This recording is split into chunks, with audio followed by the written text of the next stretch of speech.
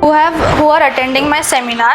Today I'll be taking you across the topic of vectors, about which you already have idea about. So let's start. Law of parallelogram. It states that if two vectors can be represented both in magnitude and direction by two adjacent sides of a parallelogram, then the resultant is represented completely both in magnitude and direction by the corresponding diagonal of the parallelogram. It means that the resultant vector that we calculate can be represented both in magnitude and direction by the diagonal of the parallelogram that passes through that particular point. In this image we can see a weightlifter. Well, this is an example that I'm going to connect with the law of parallelogram. We all know that the Olympic weightlifter usually balances the lift of the weight into both of their arms. Well, that's not arbitrary, but in addition to change this stability, the pose also ensures that the weight is being balanced. In both of their arms equally, so that the weightlifter is able to balance the entire weight. We can connect this using the parallelogram law, since it is consistent with the shape of the parallelogram, in the way it balances the lift in both of their arms. So I'll be derivating the law of parallelogram, with which we calculate the direction as well as the magnitude in situations.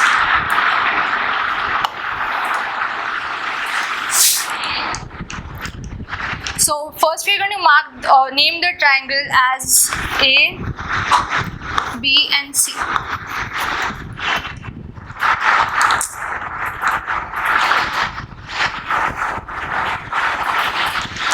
A, B and C, where this is angle alpha. We know this as P plus Q cos theta, and we measure this as Q sin theta. So we derive this using a very simple method, that is hypotenuse square is equal to perpendicular square plus base square. We know that the base is P plus Q cos theta, so we're just gonna square, and we are just going to substitute the value and square them.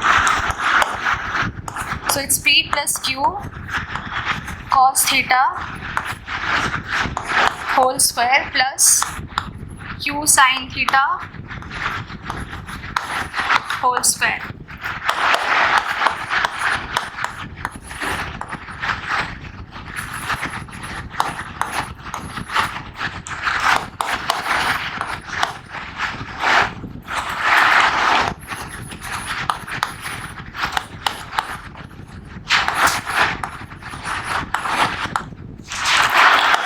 We know that sin square theta plus cos square theta.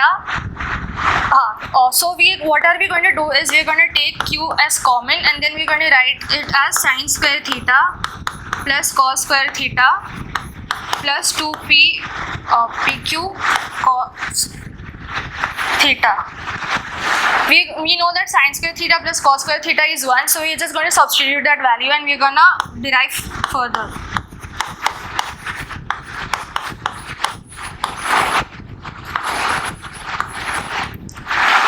Finally, we get this as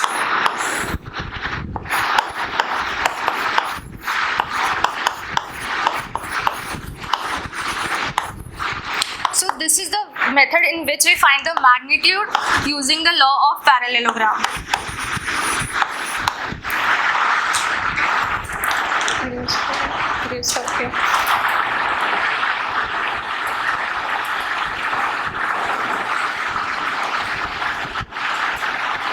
So now I'm going to show you how do you calculate the direction using law of parallelogram.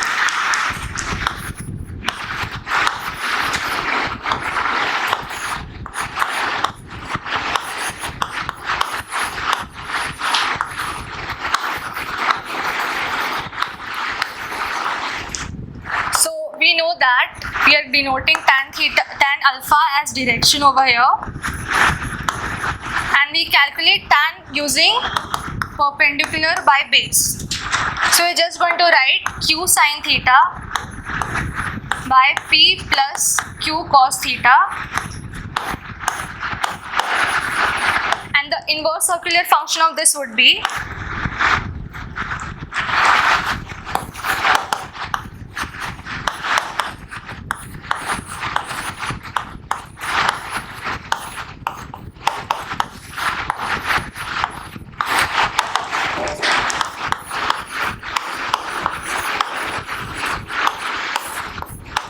this is the formula that we use while we calculate the direction using the law of parallelogram. Then we move on to our next topic, that is the triangle law of vector addition. So what does it state? It states that if two vectors can be separated both in magnitude and direction by the two sides of a triangle taken in some order, then the resultant is represented by the third side of the triangle both in magnitude and direction that takes in the reverse direction. So you can see in this animation as well.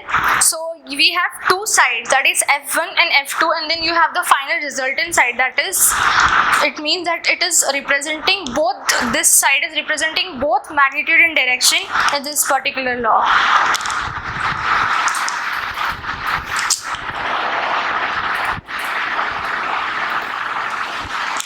Then comes cross product and dot products of vector. So what is the cross product of vectors? The vector product or cross product of two vectors A and B is denoted by A into B, and its resultant vector is perpendicular to the vectors A and B. The cross product is mostly used to determine the vector which is perpendicular to the plane surface spanned by two vectors, whereas the dot product is used to find the angle between vectors or the length of the vector. The cross product of two vectors, say A into B, is equal to another vector at right angles to both, and it happens to the 3 dimensions. This is the case for 3 dimensions. So I'm going to connect this particular animation with cross product. We all know what are solar panels. So what do we do before installing the solar panels? We need to be very careful before installing the solar panels, because first we need to look at the tilt of the roof to which we need to install the solar panels. We need to look after the direction of the sunlight, because we need the largest amount of possible electrical power in the solar panels which can produce electricity. So what do we do? What do we do to actually calculate it? Very simply, we use the cross product of vectors as a very simple application to predict or know the amount of electrical power that is being generated in the solar panels, and further we can use it in our daily lives as power on any electrical grid.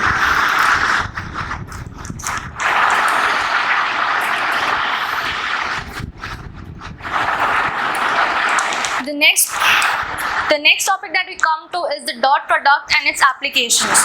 What is the dot product? The scalar product of two products A and B, that is mod of A and mod of B, is given as mod of A into mod of B cos theta, where theta represents the angle between the vectors A and B taken in the direction of the vectors.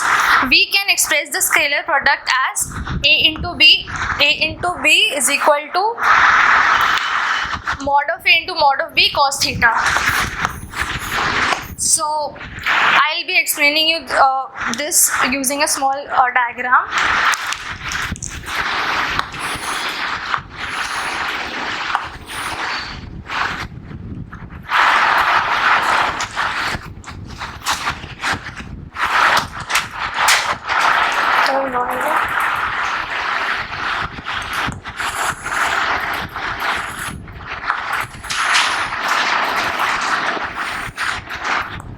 So this is vector A and this is vector B that we have. Here is the angle theta which we are going to calculate using the dot product.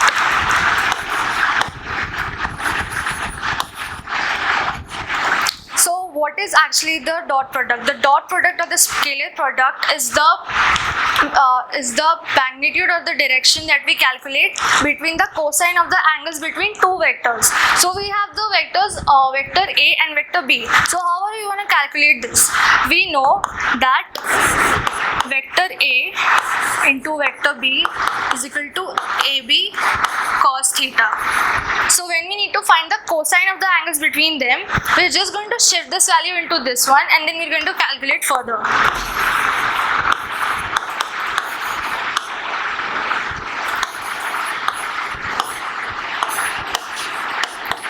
And when we find the inverse circular function of this, we write it as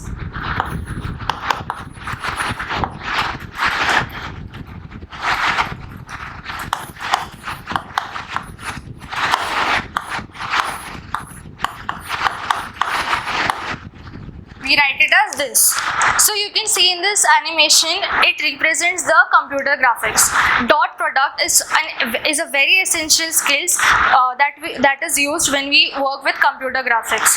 There are many fields in which computer graphics are really important for us. For example, video games, or some different the meetings which we actually arrange for our staffs or anything. So it is a very essential part to it's a very essential part in studying the computer graphics. And you can see in this animation also the dot product is used. Like it is like you calculate the dot product of two vectors to make computer graphics of graphic animations.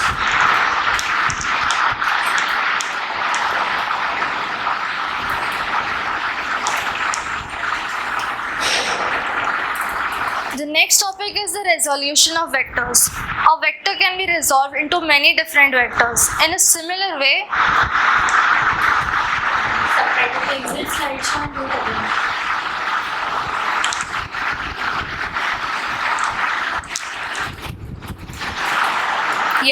so a vector can be resolved into different vectors. In a similar way, a vector can essentially be further broken or resolved to obtain multiple vectors of different amplitude. Vectors are mainly resolved into x, y and z coordinates. What does this statement tells us? It tells that a particular vector can be broken into one or two parts, and then it can be then we can actually name it into the x, y and z coordinates.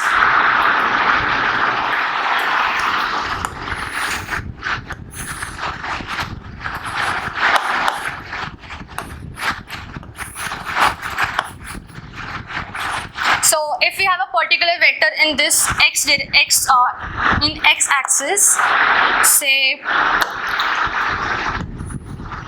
so this can be further broken into a smaller pieces of vectors. We can actually put it into like all the coordinates, either x-axis, the y-axis or z-axis. So basically it means that we can break a vector into two or more parts, and that is what states the resolution of vectors. Thank you. Where we are using for this concept? We use the resolution of vectors in many many calculations as well. It's like suppose if we are given a situation where a car travels from point A to point B. So the car doesn't move in one straight line. Of course it has to move to a certain direction. Either you can say right side. Like we take turns, right? So that's like suppose if there is a car over here, point A. We take this as point A. So this has so we are representing as x-axis, y-axis and z-axis.